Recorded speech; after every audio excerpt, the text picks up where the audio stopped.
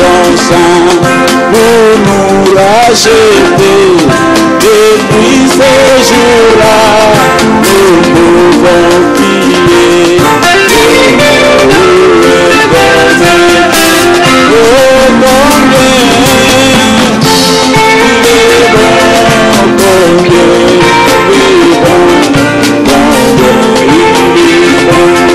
oh Seigneur mon Dieu, combien il est bon, alléluia, je oui, combien il est bon, combien il est bon, mon Seigneur mon Dieu, combien il est bon, alléluia, je toujours. Pareil à un aigle qui revient sur nous, il voit nos besoins, il est en danger, et à chaque tour, il jette à ses pieds, le ferme par Jésus. Oh, combien il est bon, combien il est bon, alléluia. Oh, il est bon, alléluia.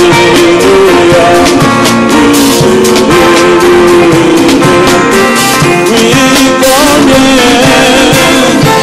il est bon,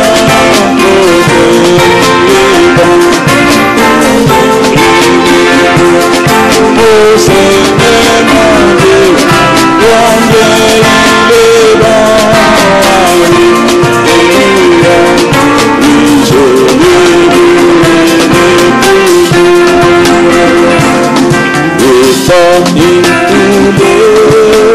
tous tous ses poussins, Jésus nous entoure et prend soin de nous, nous viendra l'orage, nous sommes allés, oui nous sommes poussés, oh combien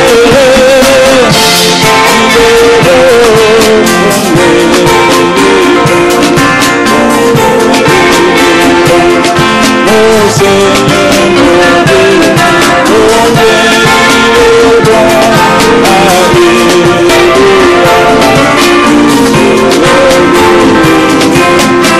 oh combien, oh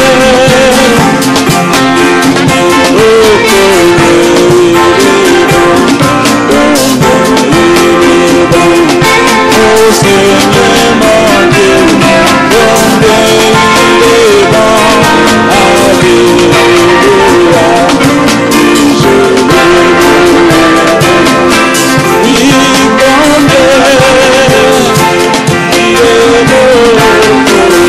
oui,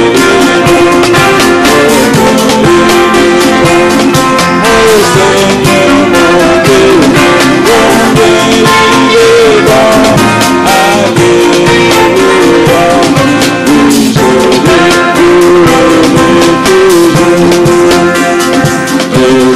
Jésus-Christ de ma sagesse, il est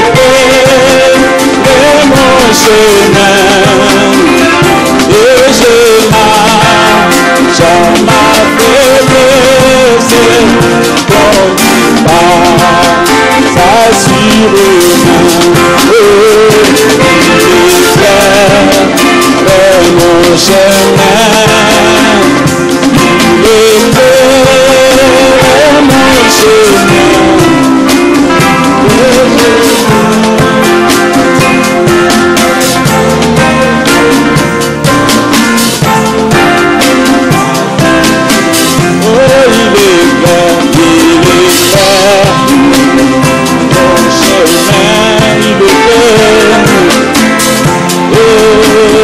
Mon chemin,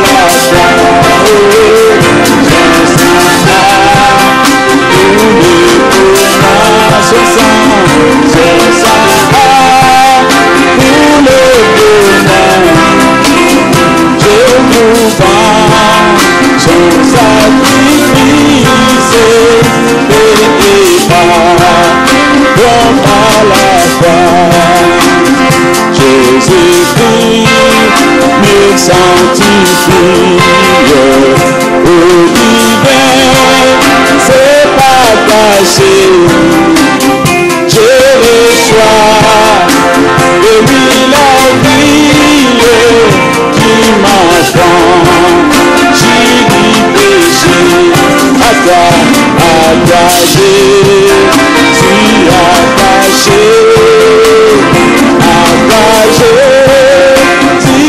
attaché. Je reçois de toi la vie qui m'enfant. J'y dis péché, attaché, attaché, attaché, attaché. Je reçois de toi la vie qui m'enfant. J'y dis péché. Jésus entré à ma tête, avant qu'il m'a cédé. Et déjà ma place est faite.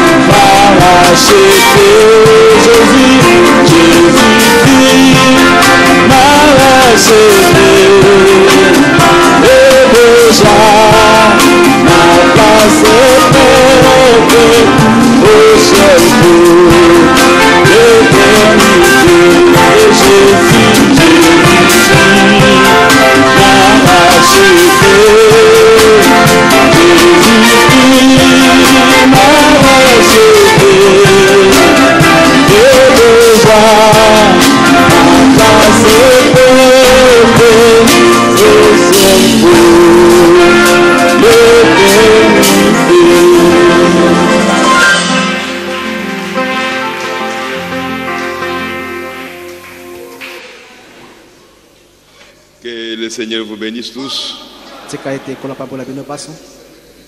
Je vous salue au nom du Seigneur Jésus-Christ. Nous allons nous lever.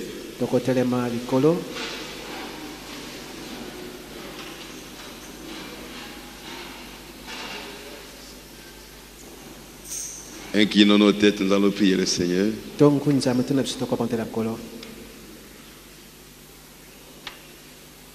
Dieu notre Père Céleste, nous venons à toi ce soir avec crainte et tremblement, Seigneur,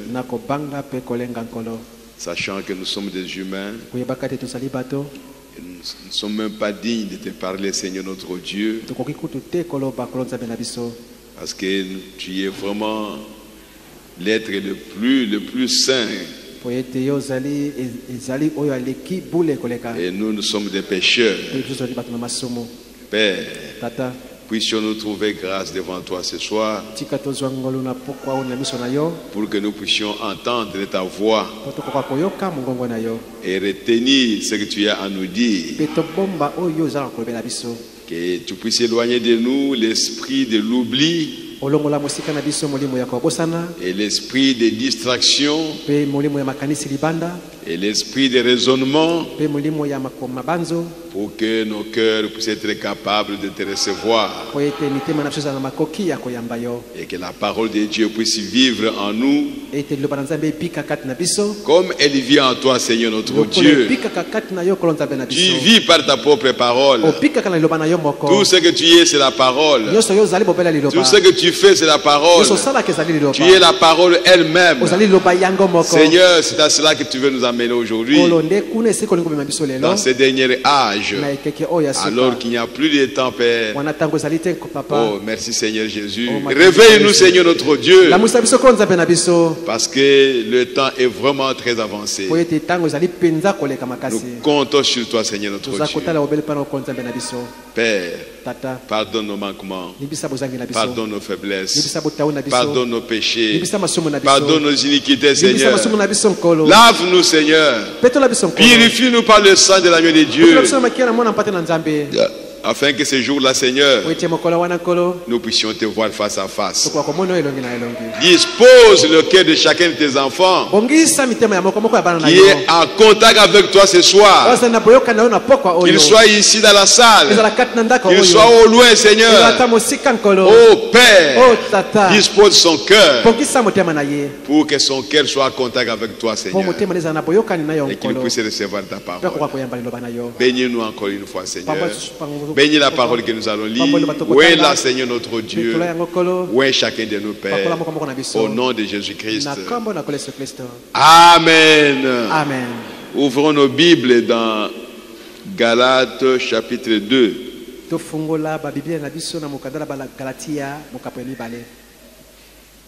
Galates chapitre 2.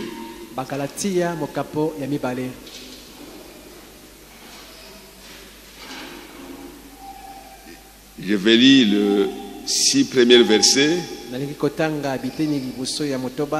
Et puis après, je vais lire le verset 11 jusqu'au verset 14. Ici, c'est l'apôtre Paul qui parle.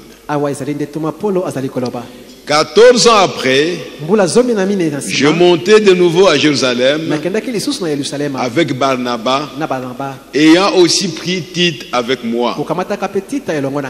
Et ce fut d'après une révélation que j'y montais. Je leur exposai l'évangile que je prêche parmi les païens. Je l'exposais en particulier à ceux qui sont le plus considérés, afin de ne pas courir ou avoir couru en vain. Je vais reprendre ça, c'est comme si l'interprétation n'a pas été vraiment correcte. Je leur exposais l'évangile que je prêche parmi les païens. Je l'exposais en particulier à ceux qui sont le plus considérés, afin de ne pas courir ou avoir couru en vain. Mais Tite, qui était avec moi et qui était grec, ne fut pas même contraint de se faire circoncire. Et cela à cause de faux frères qui s'étaient furtivement introduits et glissés parmi nous.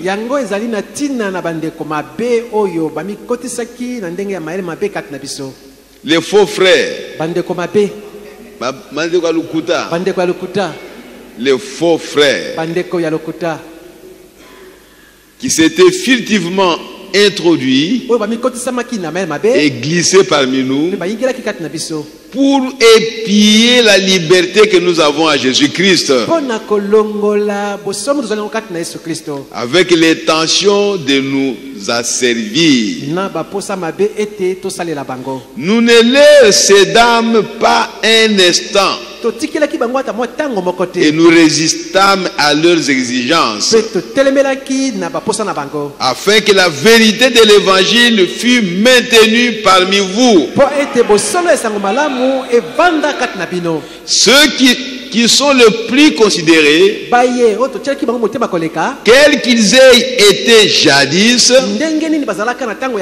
cela ne m'importe pas. Dieu ne fait point exception des personnes. Ceux qui sont le plus considérés ne me posèrent rien. Et au verset 11, mais lorsque Céphas vint à Antioche, je lui résistais en face, parce qu'il était répréhensible. En effet, avant l'arrivée de quelques personnes envoyées par Jacques, il mangeait avec les païens.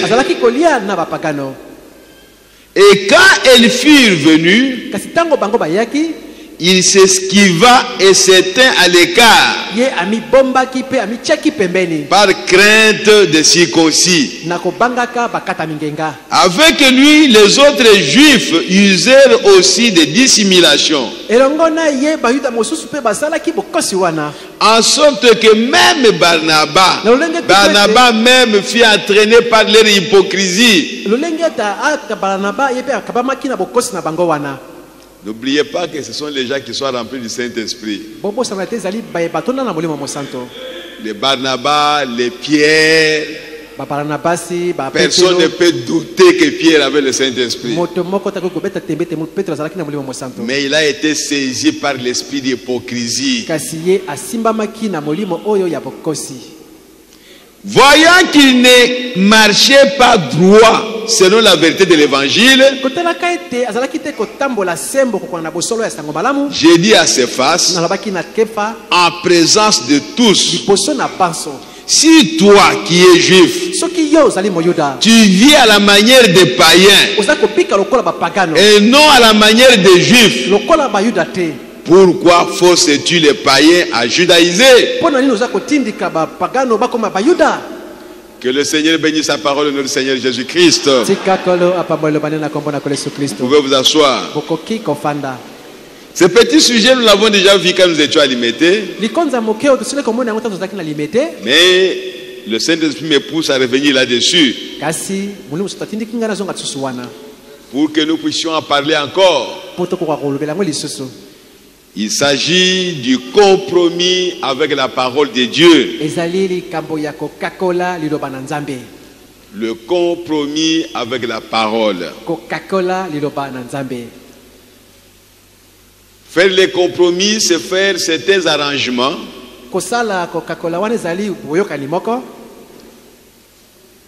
pour essayer d'étouffer la parole ou de sacrifier la parole pour nos intérêts quelconques ou pour nos avantages que nous voulons recevoir. Nous sacrifions la parole. Nous contournons la parole. Nous mettons la parole à côté. Mais nous avançons avec nos concessions.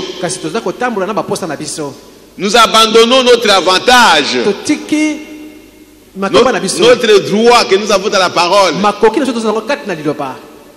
parce que nous voulons recevoir un autre intérêt ou un autre avantage. C'est ça le compromis. Il y a le compromis avec la parole, c'est ce que nous allons voir aujourd'hui. Et il y a aussi le compromis avec le péché. Le compromis avec le péché, vous voyez que ce que le frère est en train de faire, c'est contraire à la parole de Dieu.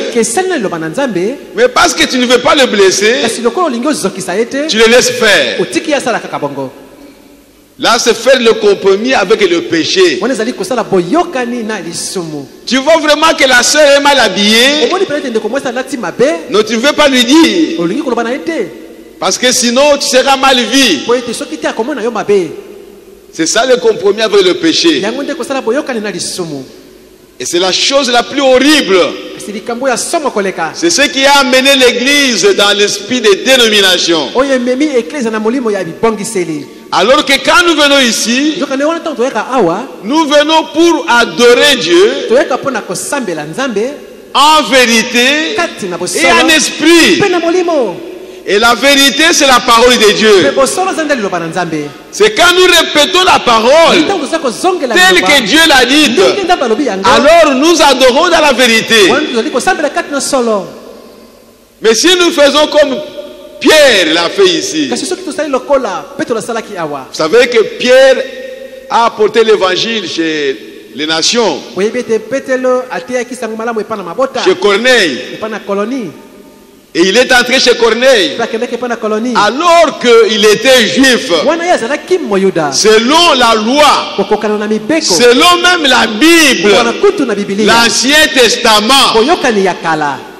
C'était la parole de Dieu. Un juif ne peut pas saluer un païen. Il ne peut pas manger avec lui. Il ne peut pas entrer chez lui. C'est la parole de Dieu. C'est Dieu qui a dit ça. Mais le même Dieu envoie un ange. Je connais. Va à Jopé, sur telle avenue, dans telle maison, il y a un monsieur qui est là, qui s'appelle Pierre. Fais-le venir chez toi. Mais Corneille est un païen. C'est quelqu'un des nations. C'est quelqu'un des gentils. Pierre, c'est un juif. Le Dieu qui leur avait dit ne marchez pas avec les païens, n'allez pas chez eux. Il envoie un ange pour faire venir Pierre chez un païen, lui qui était juif. Mais bien aimés frères et sœurs, c'est ça la parole de Dieu. La parole de Dieu appartient à Dieu. Il en fait ce qu'il veut. Ce n'est pas ta parole. Ce n'est pas ma parole. C'est sa parole. Et il est souverain. C'est pourquoi il est dit, il fait toutes choses selon son bon plaisir. Quand il sent que c'est bien de châtier quelqu'un, il le châtie. Quand il trouve que c'est un plaisir de laver cette personne-là de ses blessures, alors que c'est lui qui a autorisé qu'on puisse les lapider, il va encore les nettoyer, les laver, et ainsi de suite. Il est Dieu. Tu ne peux pas le réprimander. Tu ne peux pas lui dire non, mais pourquoi tu as fait ceci? Et après tu as fait ça. Et nous connaissons l'histoire. Avant que la délégation arrive à Jopé, Pierre est allé se reposer sur le toit de la maison parce qu'il avait faim. Et il a vu une vision. Le même Dieu qui a parlé à Corneille, c'est lui qui descend encore ici chez Pierre pour lui parler. Et Frère Branham dit, Dieu doit être aux deux bouts de fil. Il t'envoie pour me donner un message. Il doit aussi me parler pour que je reçoive ce message. Il doit parler à ces deux personnes. Il a parlé à Corneille, il est allé parler à Pierre. Une vision vient avec des animaux impurs. La voix dit à Pierre, tue et mange. Il dit, mais moi, juif, comment je peux manger les animaux impurs? Et la vision est revenue 3 fois. Pierre n'a pas compris. Juste à la fin de la 3e fois, il écoute à la porte, on toque à la porte. Les gens qui entrent là-bas. Oh, nous cherchons Simon Pierre. Et Simon Pierre est descendu. Il est devant les gentils. Devant les gens impurs. Qui lui raconte une vision que leur maître a eu. Et on les a envoyés pour te prendre, toi Simon. Nous sommes les gens des gentils. Nous voulons te prendre, aller avec nous jusqu'à chez nous les gens des gentils. Alors qu'il venait déjà de voir une vision, Dieu lui montre les animaux impurs. Il dit mange. Lui il dit je ne peux pas. Alors Pierre a compris la signification de la vision. C'est comme ça qu'il est parti. Nous connaissons l'histoire. Mais quand les Juifs à Jérusalem, ils ont appris que Pierre est allé chez Corneille, un homme des nations, un gentil, un homme impur, déjà considéré comme des chiens. Et Pierre est allé manger avec lui. Tout Jérusalem a bougé. Tous les disciples et les autres apôtres, Jean, Jacques, tout le monde. Ça, en tout cas, on ne peut pas comprendre. C'est vrai. Vous ne pouvez pas comprendre. Mais attendez que Pierre vienne. Dans l'agitation, et quand Pierre est retourné, un grand jugement. Toute l'église, dans l'agitation, à cause de l'information qu'ils ont eue. Ils n'ont pas rejeté Pierre. Ils n'ont pas refusé comme le pasteur. Il dit, tu dois nous expliquer.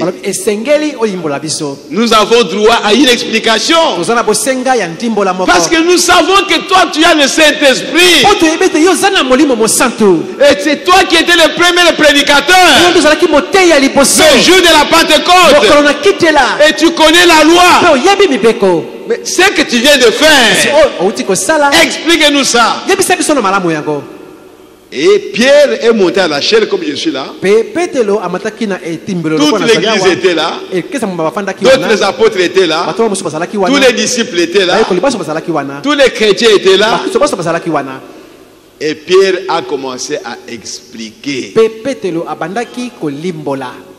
Il savait que ces gens ici avaient raison selon les Écritures. Lui aussi, il agissait comme eux, selon la parole. Mais maintenant, quelque chose est arrivé que lui comprend, que lui a connu, que les autres ne connaissent pas. Vous allez vous fâcher pourquoi? Expliquez ça à l'aise pour que les autres comprennent aussi. Parce que tu étais comme eux. Tu es comme eux. Maintenant tu as reçu la révélation. C'est toi qui as reçu la révélation. Et ils ne l'ont pas encore reçu. Alors, apporte la révélation à leur portée. Avec amour. Avec douceur. Pour qu'eux aussi puissent saisir. Si Dieu peut les aider. Alors Pierre a expliqué la vision jusqu'à ce que ils ont reçu la vision, mais ils se sont dit il faut que cette vision soit conforme à la parole. Il faut qu'il y ait la parole qui doit soutenir cette vision. Sinon on ne croira pas. Alors cherchez dans les Écritures. La même Bible qu'ils ont toujours lue, des années et des années et des années. Le même Saint-Esprit qui a visité Corneille, qui a visité Pierre, est descendu au milieu d'eux. Il a saisi Jacques. Il a amené une écriture. Jacques a dit, oh, j'ai reçu. Il est écrit ici que je jetterai un regard sur les nations et je choisirai un peuple qui portera mon nom. Oh, gloire à Jésus-Christ. Tout est au complet maintenant. C'est comme ça que nous devons marcher avec Dieu. Tu viens avec votre inspiration. Il faut que la parole de Dieu la justifie. Il faut qu'il y ait une parole qui doit soutenir votre révélation. Ne venez pas nous dire que non, on a refusé ma révélation. On a refusé mon inspiration. Mais elle n'est pas soutenue par la parole. Dieu doit la soutenir par la parole. C'est ça qu'il a dit. Même les visions, ou les parler à langue, ou les prophéties, Dieu a dit, quand une prophétie sort, il faut qu'il y ait un jugement pour recevoir cela. Même si elle est belle, elle dit des bonnes choses. S'il n'y a pas un jugement, nous sommes en réserve. Peut-être moi, le pasteur, je vais écrire ça et garder ça. Mais je ne vais pas donner ça à l'église. Je ne veux pas demander à l'église d'accepter ça. Parce que Dieu a dit, si lui parle, il doit aussi descendre pour juger ça. Lui-même Dieu, il parle, il descend encore ici, il juge ça par 2 ou 3 personnes.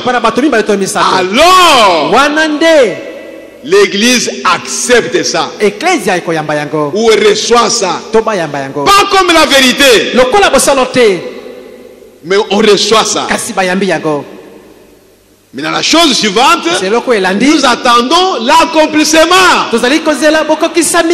Jusque-là, même si c'est jugé par 2 ou 3 personnes, pour nous, ce n'est pas encore Dieu qui a parlé. Église, ne tremblez pas devant les messages. Quand quelqu'un dit, oh Dieu m'a dit, ou une prophétie qui sort, ne tremblez pas. Soyez calme. Suivez les normes de la parole. Ne soyez pas ballottés. C'est notre Père. Si c'est lui qui a parlé, mais nous allons accepter.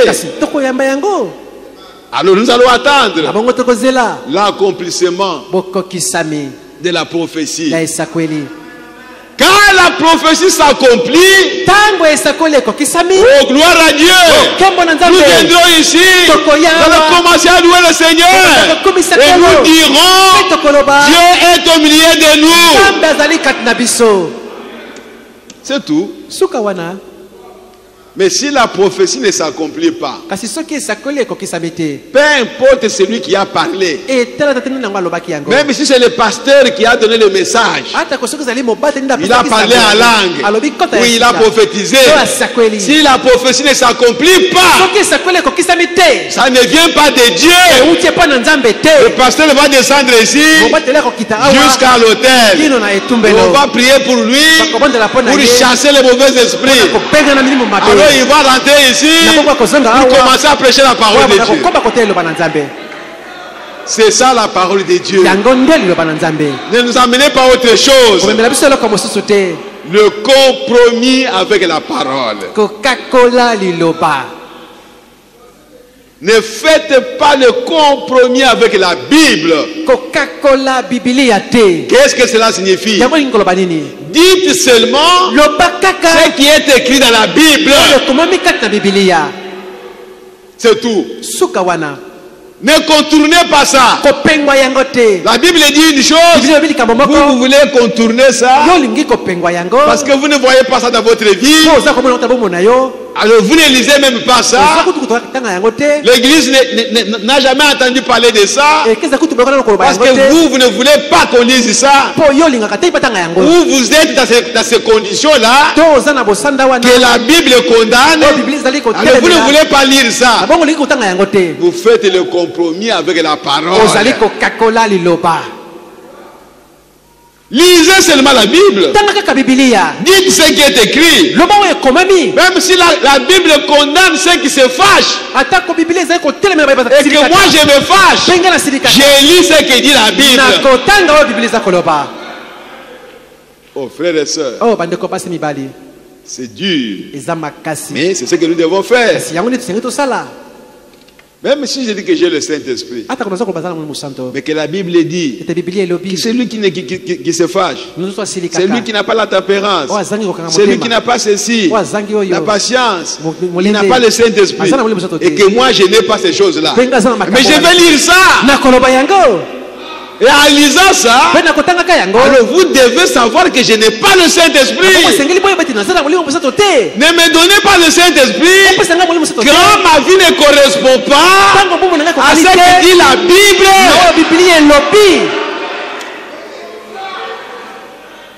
Dites, notre pasteur n'a pas le Saint-Esprit. Nous allons prier pour lui, pour qu'il reçoive le Saint-Esprit. Parce qu'il ne répond pas aux conditions d'un homme qui a le Saint-Esprit. Oh frères et sœurs, que Dieu nous aide. Que Dieu nous aide. Disons quelque chose. Dans une église séduite par le monde. Une église séduite par le monde. Pas de compromis avec la parole de Dieu. Je suis au paragraphe 47. Mais nous faisons des compromis avec la Bible. Beaucoup de nos pentecôtistes font des compromis sur les doctrines fondamentales de cette Bible. Il y a ... Je n'ai pas l'intention de blesser vos sentiments. Je suis dans ma propre église. Et j'estime que je dois ... que je peux faire cela dans mon église. Parce que je prêche l'évangile. Mais il y a des dizaines de milliers de prédicateurs pentecôtistes qui savent qu'il n'existe pas dans la Bible une chose telle que le baptême au nom du Père, Fils et Saint-Esprit. Ça n'existe pas. Mais vous pouvez lire ça dans la Bible. Mais les prophètes disent que ça n'existe pas. Il ne dit pas que ce n'est pas écrit dans la Bible. C'est écrit, mais ça n'existe pas. Ce qui existe là, ce n'est pas le baptême au nom du Père, du Fils et Saint-Esprit. Ce qui est dans cette phrase-là, c'est le nom du Seigneur Jésus-Christ. Oh, mes frères. Et les pentecôtistes savaient ça. Qu'il n'y a dans la Bible aucune personne qui a été baptisée au nom du Père, du Fils et du Saint-Esprit. Aucun homme. Aucun apôtre n'a baptisé quelqu'un au nom du Père, du Fils et du Saint-Esprit. Ils savent ça. Mais ils continuent à baptiser au nom du Père, du Fils et du Saint-Esprit. Et ils font des compromis avec la parole. Parce que le jour de la Pentecôte, c'est Jésus qui a dit à ses disciples, ne prêchez pas encore. N'allez pas prêcher. Attendez d'abord. Ils étaient les derniers jours. C'est ces derniers jours-là que Jésus a prononcé ces paroles. Allez, faites de toutes les nations mes disciples, les baptisant au nom du Père, du Fils et du Saint-Esprit. C'est Jésus qui leur a dit ça. Et après ces paroles, il leur a dit, n'allez pas. Allez attendre à Jérusalem jusqu'à ce que vous soyez baptisés du Saint-Esprit. Et alors vous serez mes témoins à Jérusalem, à Judée, à Samarie, jusqu'aux extrémités de la terre. Mais toi tu baptises les gens sans avoir reçu le Saint-Esprit. Oh frères et sœurs, et ils sont allés attendre le jour de la Pentecôte. C'est lui qui devait les conduire dans la vérité est descendu. Jésus les a amenés jusqu'à la frontière. Comme Moïse, il les a amenés jusqu'à la frontière. Il dit, voici le pays. Entrez dans le pays. Mais ils ont refusé d'y entrer.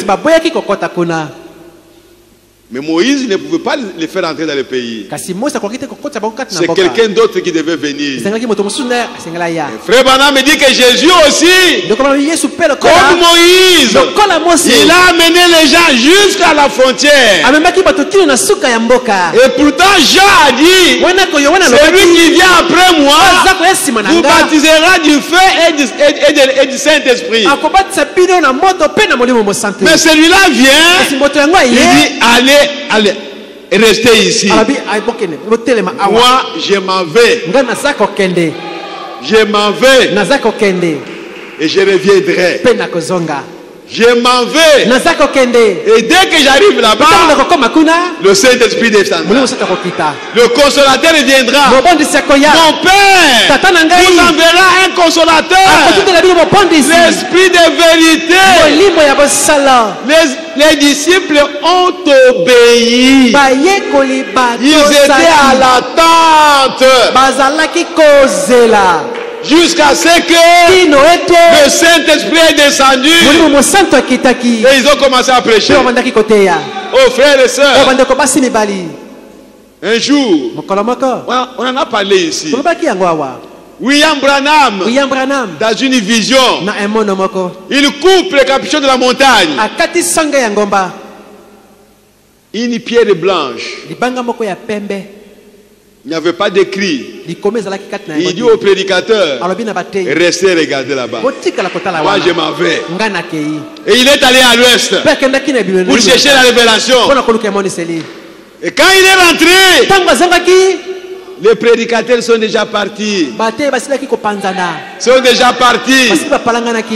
Alors qu'à Jérusalem, ils étaient dans l'attente, dans la chambre haute, jusqu'à ce que la promesse est venue. Mais ici, Branham revient avec la révélation. Il trouve le prédicateur, chacun a pris sa direction. Chacun a pris sa direction. Alors qu'il devait regarder dans la parole. Si aujourd'hui, un prédicateur obéit à ça et qu'il regarde la parole, il recevra la révélation de la parole que William Branham a reçue. Oh, gloire à Jésus-Christ. Nous devons contempler la parole.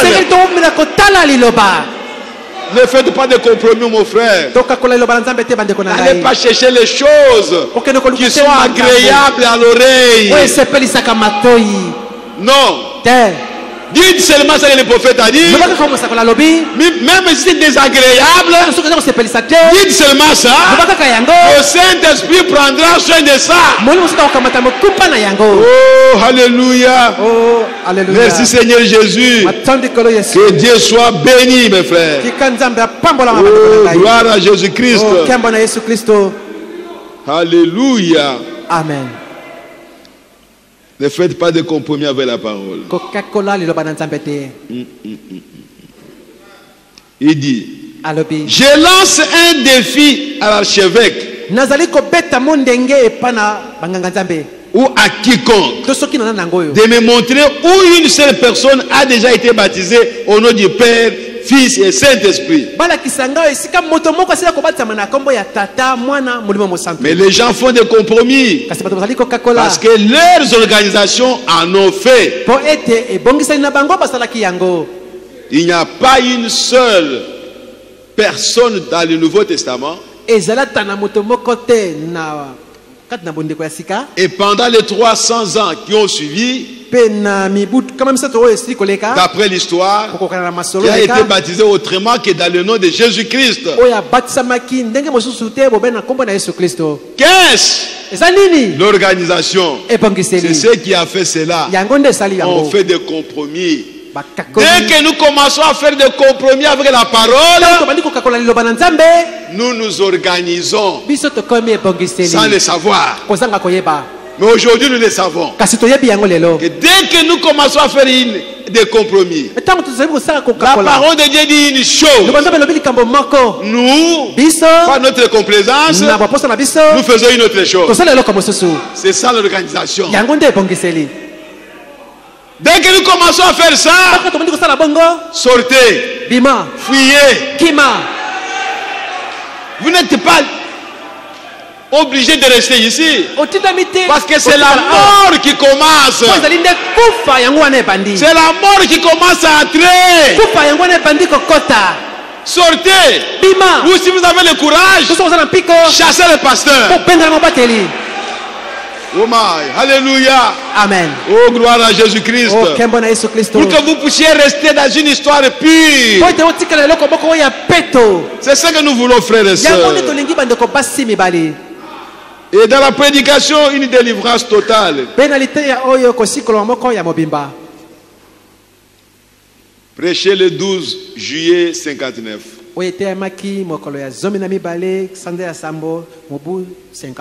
Paragraphe 79. 79 jusqu'à 83.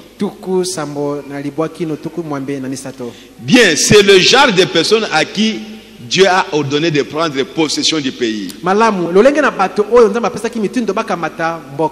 Moïse était complet. Il était un homme qui ne pouvait pas faire de compromis. S'il y avait des problèmes et des agitations et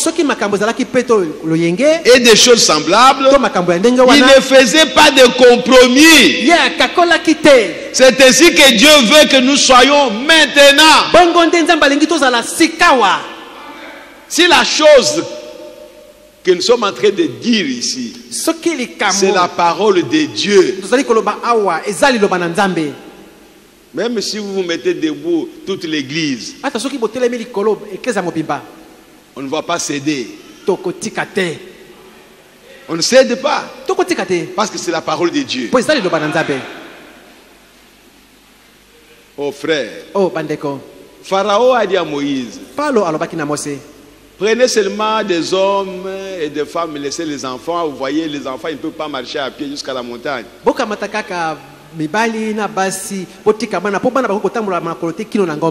Moïse a dit pas question. Nous tous, même pas un ongle qui va rester ici, même pas un sabot de l'animal qui va rester ici, et nos animaux, et nous tous, nous sortons pour aller adorer l'Éternel. C'est ce que Dieu m'a dit. Il ne m'a pas dit autre chose. Oh mes bien-aimés, ne regardons pas aux hommes. Souvent c'est là où nous sommes amenés à faire des compromis. Oh, celui-ci c'est un grand homme. Oh, celui-ci il est un docteur à tel. Non. Nous avons besoin de la parole de Dieu. Le grand homme, c'est Jésus-Christ. C'est Dieu au milieu de nous. Le docteur, c'est Jésus-Christ. C'est Dieu au milieu de nous. C'est lui le grand homme. C'est lui dont les paroles sont infaillibles. Et ce sont des paroles éternelles. Mais toi et moi, nous faillissons. Nous sommes des hommes. Pourquoi avoir peur de moi?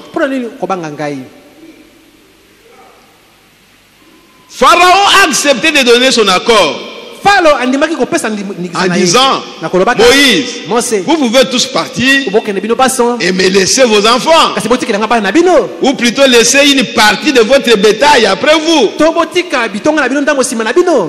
Au paragraphe 83, Frère Branham me dit, c'est ainsi que l'église devrait être.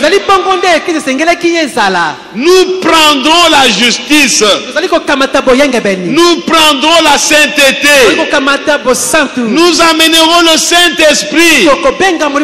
Nous prendrons un groupe de gens unis. Quand nous irons à l'autel, nous serons un véritable groupe. Nous ne laisserons rien. Nous emporterons tout. Pas un seul sabot ne restera là derrière. Vous savez, et les gens peuvent prier de telle manière que le diable sera obligé de céder. Le diable n'est pas fort. Si vous restez avec la parole, mais quand vous cédez un peu, là le diable trouve une occasion de vous marteler. Même s'il fait chaud, même si c'est dans la fournaise ardente, tenez-vous à la parole. Le diable cédera. Et Dieu honorera sa parole. Oh frères et sœurs, que Dieu nous aide. Et frère Branham me dit, même quand vous essayez de vous montrer que vous êtes plus intelligent que les autres, c'est un compromis que vous faites avec la parole. Parce que la parole de Dieu dit, nous sommes tous égaux. Et c'est que toi tu prends quelle parole pour te voir au-dessus de quelqu'un d'autre, pour que tu sois plus intelligent ou plus grand que l'autre. C'est quelle parole? Donc tu fais des compromis avec la parole de Dieu. Même si Dieu est en train de t'utiliser n'importe comment, tu vois quelqu'un qui vient, tu commences à lui dire les secrets de son cœur. Tu n'es pas grand. Tu n'es pas grand. C'est Dieu qui est en train de faire son travail. Et il vous utilise, vous. Même si vous prêchez, l'onction tombe dans l'église. Les gens commencent à rouler. Tu n'es pas grand. C'est le Saint-Esprit qui est en train d'agir. Toi, tu es seulement un instrument. Quand Dieu t'utilise, après il te met là-bas. Tu deviens un homme ordinaire comme tout le monde. Mais tu es grand à quoi? Parce que tu ne seras pas le seul à être utilisé comme ça. Dieu va encore utiliser quelqu'un d'autre. Mais toi, tu es grand à quoi? C'est pourquoi nous devons nous débarrasser de tous ces mauvais esprits. Peut-être que tu es grand parce que tu as beaucoup d'habits. Ça c'est charnel. Nous ne sommes pas là. Parce que tu ne porteras pas tous ces habits là sur toi. Pour que tu sois plus grand que moi. Tu vas seulement porter un seul habit. Moi aussi qui ai deux habits, je vais porter un seul habit. Alors nous sommes égaux. Je suis habillé, toi aussi tu es habillé. Mais tu es grand à quoi? Peut-être quand tu iras, mais vous voyez cette montre que vous voyez ici. C'est en or, hein? Mais tu l'as dit pourquoi? Tu veux que nous le sachions pourquoi? Toi tu portes ça pour regarder l'heure. Mais tu veux que nous sachions que c'est en or. Pourquoi? Ça c'est charnel. C'est ça, faire des compromis avec la parole de Dieu. Oh frère, lisons quelque chose dans la prédication des conférences. Prêché le 28 février 60. Paragraphe 20. Et lorsque, nous voyons que Moïse, suivant sa grande école et ses connaissances intellectuelles, intelligent et habile, il était si perspicace qu'il pouvait enseigner les enseignants. Je ne cherche pas à défendre l'ignorance. Mais je pense que lorsque nous en arrivons là, nous sommes dans l'état le plus dangereux que nous puissions atteindre. Quand nous devenons tellement intelligents que nous connaissons plus que tous les autres. Il y a des prédicateurs qui sont comme ça. Ils pensent qu'ils connaissent plus que tous les autres. Ce n'est pas possible. Nous sommes les membres du corps. Il n'y a aucun membre qui est plus grand que les autres membres. Même pas la jambe. Même pas le bras. Il n'est pas plus grand que la jambe. L'œil n'est pas plus grand que la bouche ou la langue ou les oreilles. C'est vrai. Quand l'œil est foutu, je ne verrai pas. Mais je peux écouter. Je peux parler. Tous les membres, chacun a sa place. Chacun a son rôle à jouer. C'est pourquoi l'apôtre Paul a posé la question. Est-ce que quand on est œil, l'œil c'est tout le corps? L'oreille c'est tout le corps. Mais pourquoi vous voulez être orgueilleux? C'est moi qui ai écouté les bruits des ennemis. Ils étaient au loin, j'ai écouté les bruits. Si moi je n'avais pas écouté, qu'est-ce que vous deviendrez ici? Orgueilleux! Mais quand l'ennemi viendra, toi oreille, tu vas prendre l'arme pour combattre l'ennemi. Alors, où est ta grandeur? Frère, prenez-vous membre du corps de Christ. Et tous vos frères sont les membres du corps de Christ.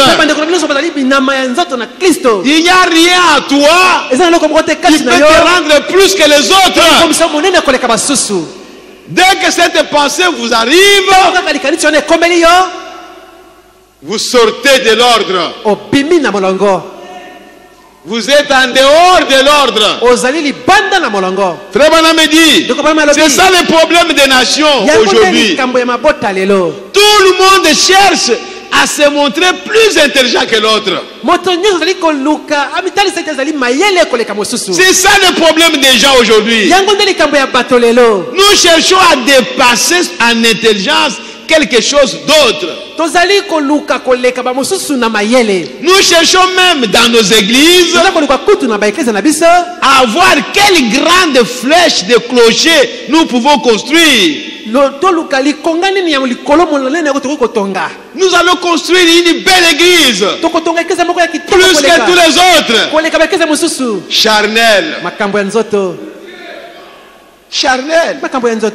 Si vous voulez construire un bel endroit pour votre Dieu, pour vous abriter, il n'y a pas un problème. Mais vous ne le faites pas pour dépasser quelqu'un d'autre. Non. Parce que tu peux être ici, dans un bel endroit, et après tu vas aller en enfer. Pendant que celui qui était dans un hangar, lui il adore Dieu en vérité, en esprit, et il ira au ciel. Donc ça, ce n'est pas l'endroit où on prie qui compte. Ce n'est pas le bâtiment qui compte. Mais dans le monde ici, ils font des concurrences. Nous voulons faire plus que eux. Nous voulons faire plus que eux. Nous voulons faire plus que eux. Le compromis avec la parole de Dieu. Oh frères et sœurs, les gens de la meilleure classe, nous voulons que chez nous qu'il y ait de grandes personnes, des gens de la meilleure classe qui viennent chez nous. Cherchez-les, ça va. Comme nous l'appelons, qui viennent, les gens les mieux habillés. On note les vrais joyaux et les vraies pépites de l'évangile. On enlève les vrais joyaux et les vraies pépites de l'évangile. On fait des compromis là-dessus. Au lieu de l'autel, où les gens viennent pour se repentir, pleurer pour les péchés. Non, c'est la poignée de main. Tu es vraiment un chrétien. Toi. En tout cas, ma soeur, tu es une chrétienne. Hein? Mais comme c'est le pasteur qui me parle, je suis content. Ce n'est pas le pasteur qui donne le Saint-Esprit.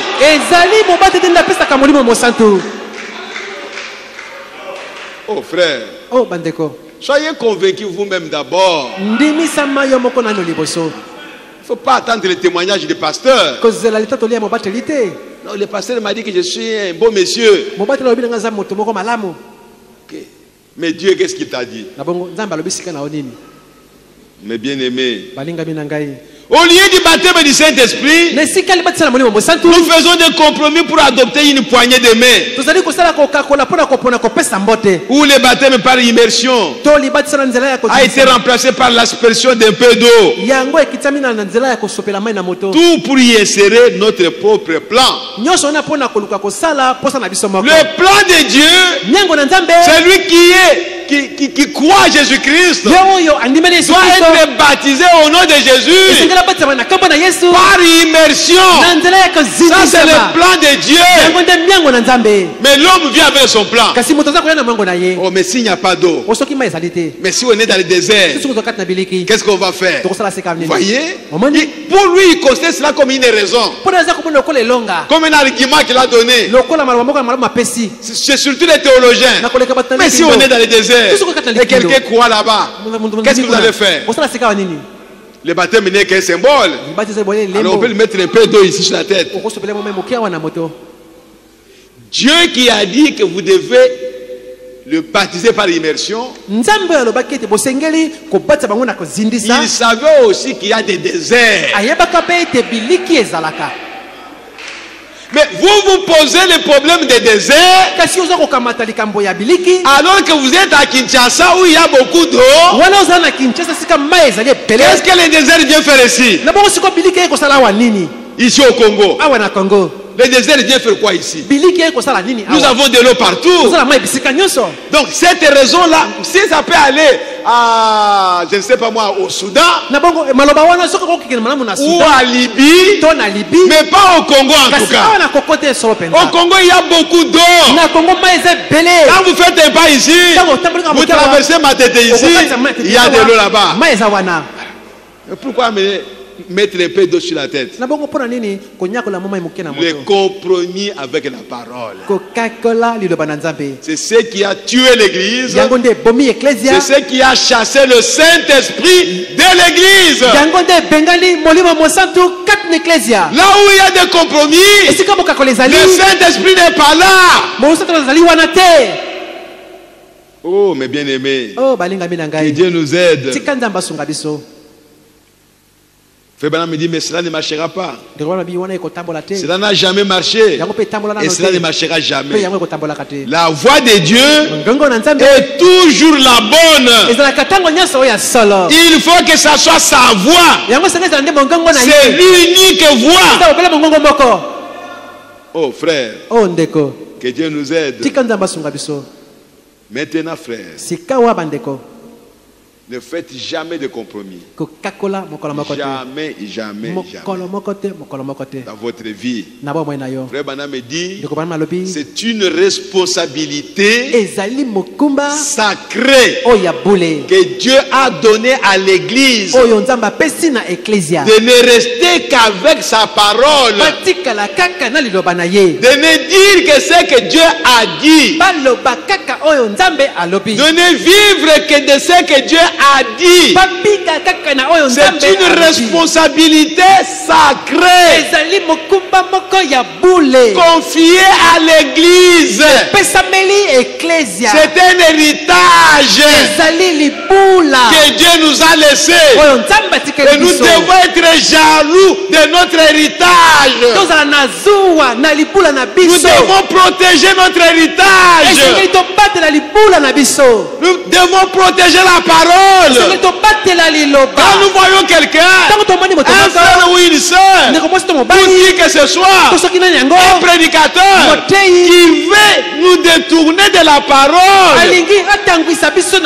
ou ajouter quelque chose à la parole, frère, qui qu'il soit, nous allons refuser.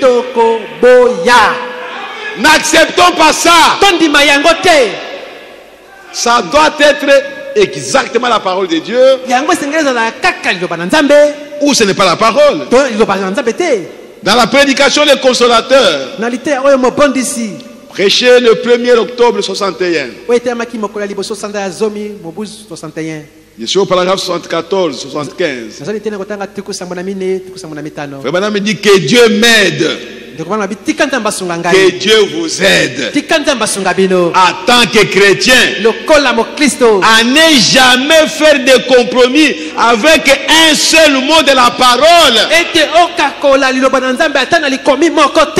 Que Dieu m'aide. Que Dieu vous aide. En tant que chrétien, à ne jamais faire un compromis avec un seul mot de la parole. La parole de Dieu. Cette responsabilité sacrée a été confiée à l'Église. Et c'est une chose glorieuse que d'avoir cet évangile, le plein évangile,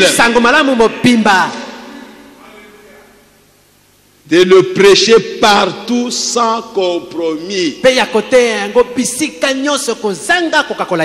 Prêchez-le tel qu'il est écrit. Vivez-le tel qu'il est écrit. Quelle responsabilité sacrée. Frère, le Saint-Esprit est en train de réveiller l'Église. Bon, si vous ne le savez pas, maintenant je vous l'ai dit. Si vous ne vous réveillez pas, vous vous trouverez peut-être un jour en retard. Ce sera trop tard. Le dimanche, je vais vous parler de quelque chose qui est en train de se passer dans ce monde. Mais bien aimés, nous ne sommes pas loin de l'enlèvement de l'Église. Nous ne sommes pas loin. Nous n'avons pas de pronostic à donner. Mais nous ne sommes pas loin. Du vivant de frère Branham, il pleurait même en tant que prophète. Il disait que ça peut avoir lieu ce soir ou demain. Je ne sais pas. Mais il voyait que la chose était tout près, tout près. Et Dieu l'a repris il y a maintenant plus de 50 ans. Vous pensez qu'il reste encore combien de temps? Il reste encore combien de temps? Et si jamais nous nous attendons à ce que cette parole s'accomplisse, si nous voulons que la parole de Dieu s'accomplisse dans nos vies, ou dans l'église, évitons les compromis. Dieu veut voir sa parole telle qu'il a annoncé. Le bonhomme dit, si jamais nous nous attendons à ce que Dieu garde sa parole, nous devons nous attenir à elle, telle que Dieu l'a écrite.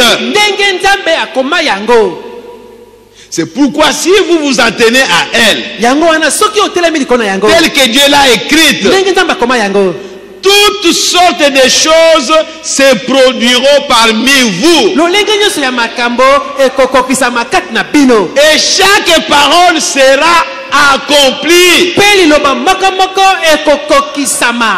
Voyez pourquoi Dieu n'accomplit pas sa parole? Parce que nous ne nous tenons pas à sa parole telle qu'il a écrite. Nous y ajoutons encore nos sentiments, nos raisonnements. Au paragraphe 78, il dit nous avons perdu notre héritage parce que nous avons fait des compromis. Et quand nous nous compromettons, nous ne pouvons alors pas nous attendre à ce que Dieu tienne sa promesse envers nous.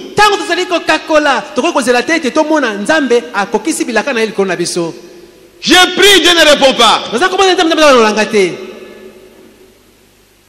Tout ne marche pas dans ma vie. Vous êtes des chrétiens. Vous avez les promesses de Dieu. Comment ça ne peut pas marcher?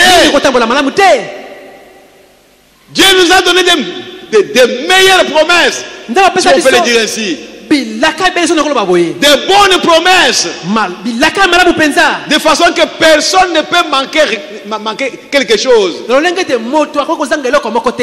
façon que tout le monde sera content, satisfait dans sa vie, à cause des promesses que Dieu nous a données. Mais qui tient à ces promesses-là?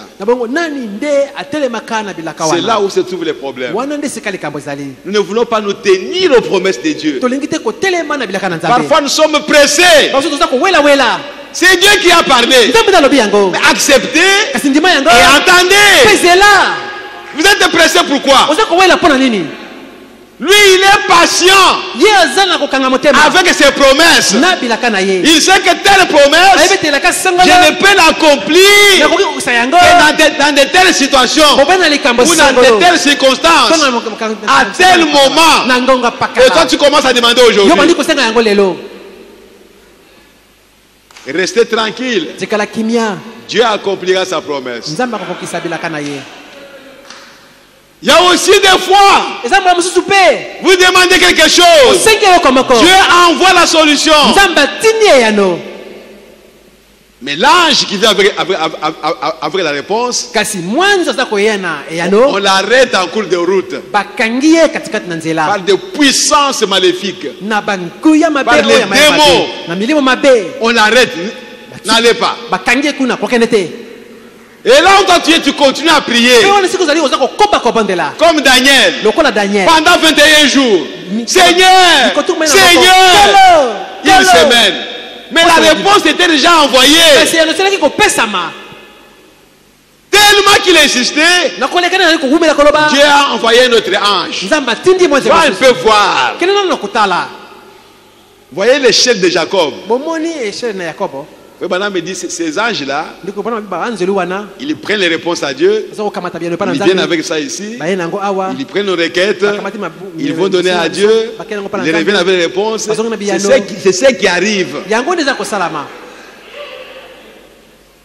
Et quand Michael est venu, il a trouvé que celui qui était parti là avec la réponse était dans un combat terrible. On l'a empêché de descendre. Michael est entré dans les jeux, dans le combat. Il a ouvert la brèche. Alors celui-là est descendu. Et il a dit à Daniel, depuis le premier jour que tu as commencé à prier, on m'a donné la réponse pour venir te donner. Mais en cours de route, j'ai trouvé les ennemis qui m'ont dit n'allez pas. Ils étaient plus forts que moi. Heureusement, Michael est venu. Il m'a ouvert la voie. Et me voici maintenant venir. Nous devons connaître notre Dieu. Il nous a déjà donné beaucoup beaucoup de promesses. Et la Bible dit, tout ce qui est arrivé avec les bien-aimés là-bas, c'est pour notre instruction. C'est pour nous donner nous les leçons. Et quand nous arrivons dans la même situation, que nous sachions qu'il y a quelque chose qui se passe. Quelque part. Alors je ne peux pas me décourager. Je vais continuer à prier jusqu'à ce que la réponse vienne. Alléluia. Amen. Pourquoi? Parce qu'il est écrit, si vous demandez quelque chose à Dieu selon sa volonté, Dieu écoute. Et quand Dieu écoute, ce que vous avez demandé, vous recevrez cela. Non. L'essentiel est d'abord d'être sûr que vous demandez quelque chose selon la volonté de Dieu. Dès que vous êtes sûr que la chose que vous demandez, il y a une promesse là-dessus, c'est terminé. Dieu a déjà écouté. Alléluia. Amen. Comme c'est la promesse de Dieu, je tiens à la promesse. Dieu sera obligé, si ce n'est pas ce soir, mais demain. Si ce n'est pas demain, la semaine prochaine. Si ce n'est pas la semaine prochaine, le mois prochain, je continuerai à croire que Dieu répondra. Parce que j'ai demandé la chose selon sa volonté, selon sa promesse. Je n'ai pas fait de compromis avec la parole. Je suis resté avec la parole de Dieu. Et je me suis tenu à la parole, à la promesse que Dieu a donnée. Alors je suis sûr que tôt ou tard, Dieu répondra. Oh, gloire à Jésus. Que le Seigneur vous bénisse richement. Nous allons nous arrêter là. On va continuer le vendredi. Lèvons-nous s'il vous plaît. Oh, gloire à Jésus-Christ notre Dieu. Alléluia. Amen. Merci Seigneur Jésus.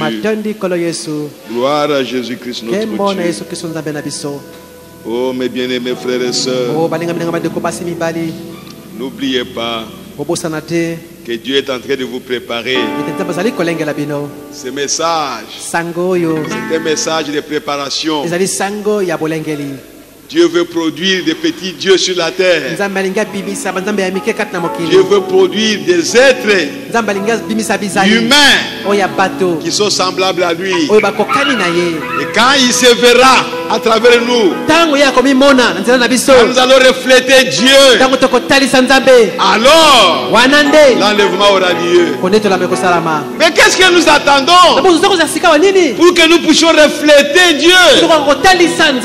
Refléter Dieu, c'est croire à sa parole et agir conformément à sa parole. Alors nous reflétons Dieu. Et qui nous note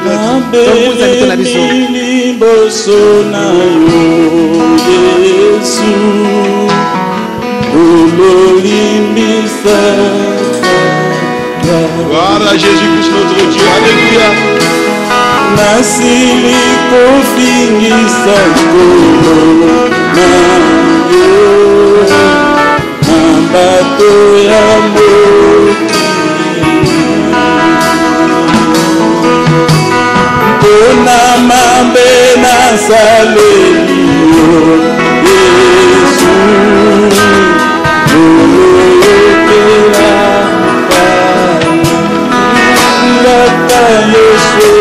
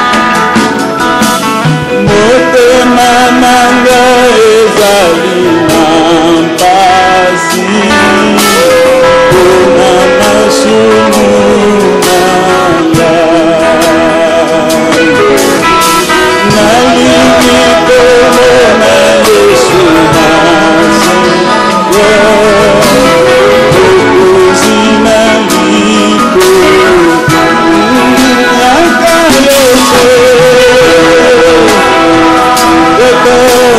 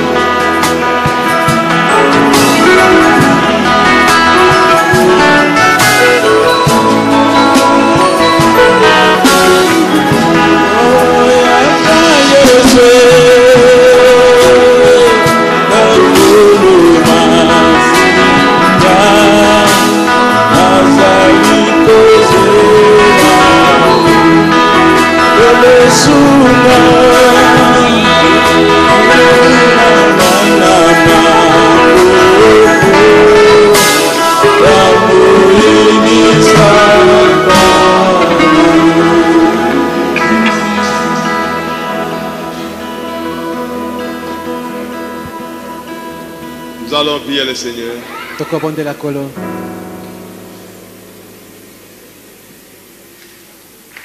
La parole de Dieu a été prêchée. C'est à toi que le Seigneur a parlé. La Bible dit qu'aujourd'hui,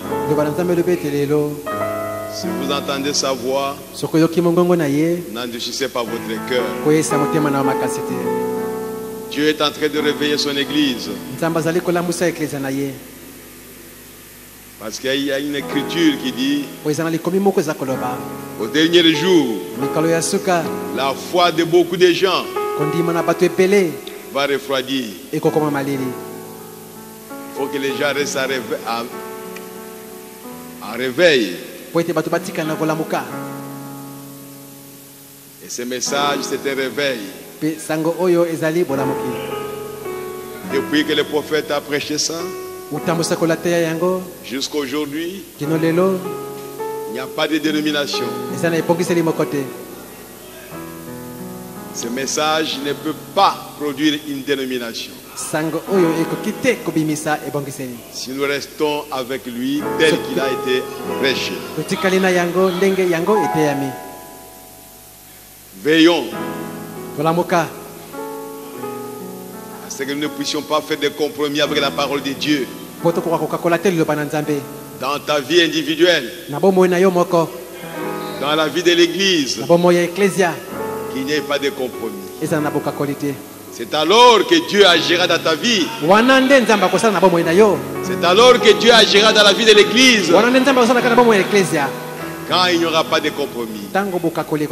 Parce que chaque parole de Dieu doit s'accomplir. Toute parole qui est sortie de la bouche de Dieu doit produire ses effets.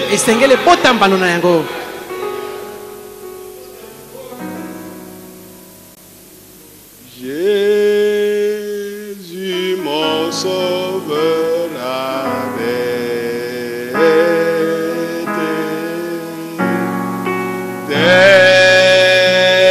pas à ma voix.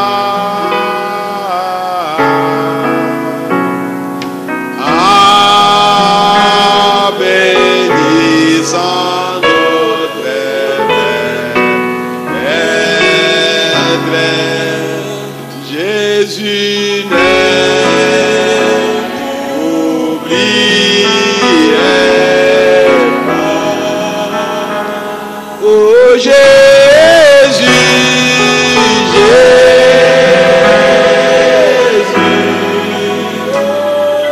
Jésus,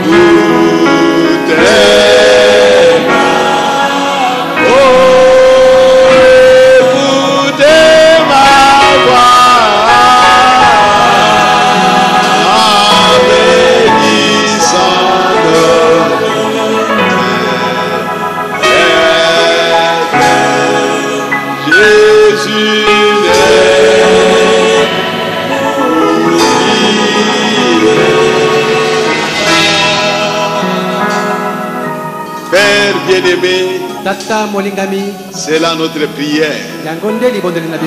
C'est là ma prière. C'est là la prière de chacun de tes enfants. En bénissant les autres, Seigneur. Ne nous oublie pas, oh Dieu. Soutiens-nous, Seigneur. Conduis-nous, Père, pour que nous ne puissions pas faire des compromis avec la parole. Bénis chacun de nous, Père. Bénis tous ceux qui nous ont suivis au loin. Père bien-aimé, que nous puissions rejeter loin de nous des compromissions avec la parole de Dieu. Marche avec nous, Seigneur. Que le Saint-Esprit puisse nous aider, puisse nous soutenir, pour que nous puissions rester avec la parole. Rien qu'avec la parole, Seigneur. Pas autre chose, mais seulement la parole de Dieu. Merci, Père bien-aimé. Nous avons confiance que tu le feras, Seigneur. Car c'est au nom de Jésus que nous avons demandé cela. Merci, Père bien-aimé. Oh Seigneur Jésus, rentre avec tes enfants, Seigneur. Conduis chacun, Seigneur, jusqu'à ce que chacun arrive dans sa maison. Merci, Seigneur Jésus. Les paniers vont circuler maintenant pour récolter les offrandes. Bénis ces paniers, sanctifie-les, Seigneur. Bénis tout ce qui tombera dans ces paniers. Et bénis tes enfants, Seigneur. Bénis le travail, Seigneur, afin qu'ils puissent continuer à soutenir cette œuvre, sachant que bientôt nous allons rentrer à la maison. Merci, Père bien-aimé. Continue à nous conduire, Père. Et si c'est ta volonté, Seigneur, le vendredi, que nous puissions encore nous retrouver ici pour partager le pain de vie. Marche avec nos pères au nom de Jésus-Christ. Amen. Amen. Amen. Amen. Amen.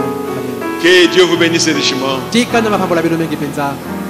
Communiqué nécrologique. Moi, votre frère Crispin Moulaja, je tiens à informer aux frères et sœurs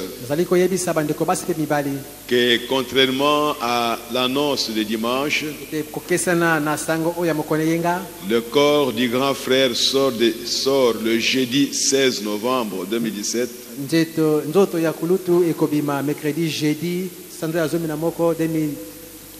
Au lieu de mardi, et il sera exposé sur le même endroit, salle Elko sur l'avenue Kimiala, référence Macrevette, des bonhommes côté Limité Salongo. Et n'oubliez pas le programme pour cette semaine ici. Nous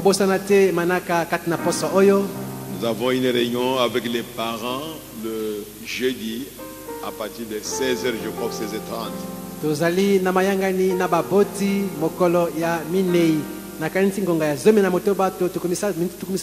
Et le samedi 18 novembre, nous avons une réunion avec les jeunes filles. À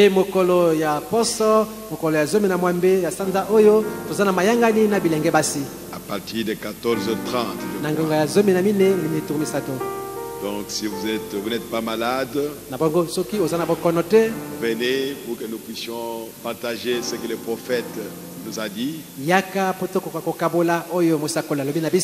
qui nous concerne nous les parents, et qui concerne aussi nos enfants. Amen. Amen. Je vois le pasteur de Balanganaï là-bas. Que Dieu vous bénisse. On s'est vu au dé, il y a eu un serviteur de Dieu qui est parti. Dieu l'a repris. On avait commencé presque au début là avec lui. Mais aujourd'hui, Dieu l'a repris. C'est le pasteur Betou qui prêchait dans une église sur Mutangi à Massina.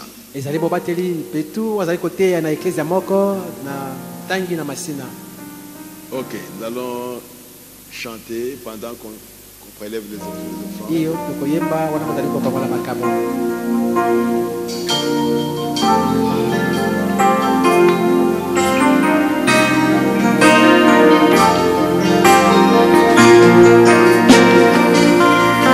Bonheur de marcher avec lui, quel bonheur de marcher